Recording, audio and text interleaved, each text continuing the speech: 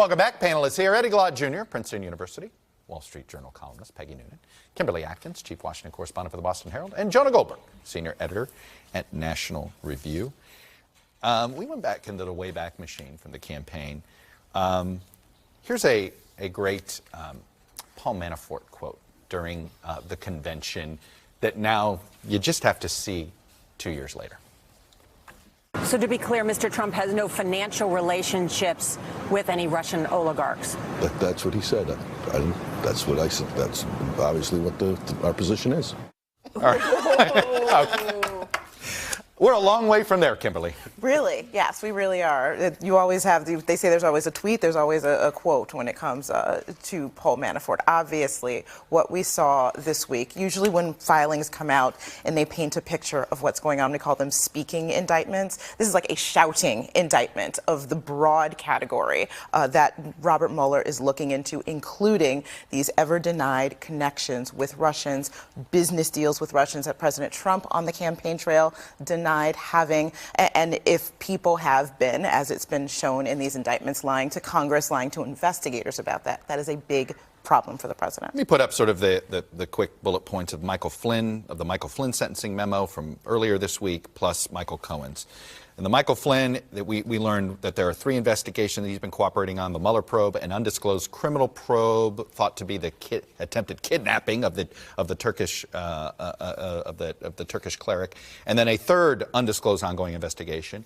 From the Michael Cohen cooperation agreement, we learned of more contacts with Russian interests during the campaign, more discrete Russian-related matters, more contacts with the White House during 2017 and 2018. And I think perhaps the most damning thing in there, Jonah Goldberg, the idea that his prepared testimony to Congress, which he knew was false, had been circulated among those in and around the president. Yeah, you did get the sense that, like, if you flash the cameras to the White House counsel's office this week, you'd see Lloyd Bridges in Airplane saying, "I picked the wrong week to stop sniffing glue," right? Because, I mean, it just did seem like the wheels not only came off the bus, but kind of flew off the bus. And I got to say, though, like, just trying to take a step back from the craziness of the week, I don't like the way we are talking about impeachment right now. Yeah. It is, impeachment has become, or all of this stuff, we are basically outsourcing our moral, our political judgment to legalisms. As a conservative who I think has invested quite a bit of time and energy criticizing the Clintons and Bill Clinton for his behavior, this week it was basically absolutely confirmed that the President of the United States paid off a porn star and a Playboy model to hide an affair during a run for the presidential campaign. And the response from many people on my side of the aisle is, well, maybe it's technically not legal, or, as you heard there from Rand Paul. Or campaign finance laws shouldn't be treated as criminal things. They should be treated as fines. And they have, but the problem for conservatives and Republicans is when you make that point, it's true. But you're outsourcing all your moral judgment, all other things, to those considerations. And frankly, Barack Obama was guilty of campaign finance offenses. That doesn't mean he should have been impeached. But that doesn't. What we're doing is we're just taking the conversation out of where it belongs. Campaign finance questions in this instance are tied to his election, right? So part of the issue is the legitimacy of the democratic process. And so caught between the kind of hesitancy of Senator Angus King and the defense of Senator Rand Paul, one worries whether or not folks will take up their responsibility to address this issue at its core, it seems to me. It seems to me the news of Friday, the filings of Friday, to me the big headline is not the payoffs to women with whom individual one was alleged to have had relationships. It's much more that Trump world we see again. It is demonstrated before us again. Trump world does not do well with sunlight.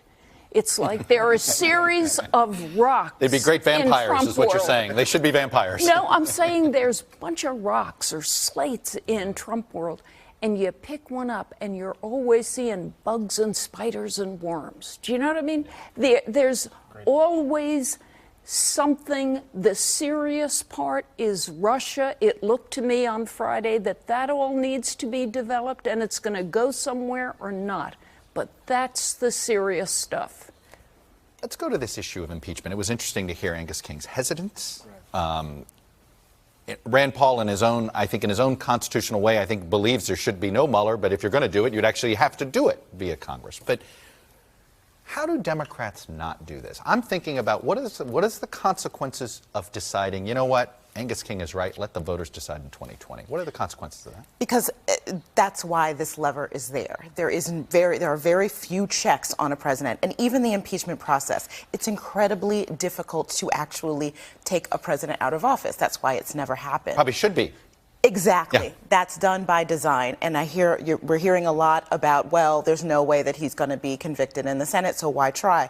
That's like saying, oh, we live in a district where people aren't really upset about this certain crimes. We're not going to charge somebody who committed this crime because he's probably not going to be convicted. No, you charge the crime, you let the process go through. So if House members find impeachable offenses, it is not just the right thing to do. It's their duty to do, to bring that and let the Senate vote as the Senate votes. I just don't see how the House Democrats resist it. Yeah, as a political matter, I think it's just too tempting, and and the base wants it so much. Base may punish them if they don't. Exactly. That's right. Right? Exactly. Eddie? Exactly. It seems. Go ahead. I'm sorry. Yeah, no, but you know, at the same time, you know, consider Gerald Nadler, who was on the Judiciary Committee in 1998, who said, Clinton may have lied under oath and perjured himself, but these were lies about covering up sex, and those, while technically impeachable, do not rise to the level of gravity required for impeachment. There are going to be all sorts of hypocrisies and double standards that apply. So the best thing for the Democrats is to at least wait for Mueller to find something of real weight that would justify going to impeachment. Yes. So, you have four fronts. You have conspiracy, you have obstruction, you have campaigns finance, and you have emoluments. And we're beginning to see that it's not just a shoe that's going to drop, it's going to be an anvil. It's just when it's going to drop, right?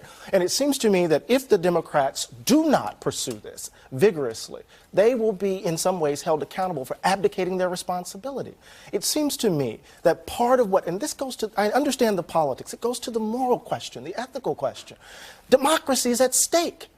And it seems to me if Democrats don't take their responsibilities seriously, they will be held responsible for what's happening. Doing the homework. Of course, that's why I said those four things. Yeah. Right. Yes. But the Last point, responsibility is to do investigations or to move quickly to let the impeach. investigations But Mueller's doing the investigation, right? But we do know he's directed criminal behavior. That's clear. So the machinery needs to start to move. Hey, NBC News fans, thanks for checking out our YouTube channel. Subscribe by clicking on that button down here, and then click on any of the videos over here to watch the latest interviews, show highlights, and digital exclusives. Thanks for watching.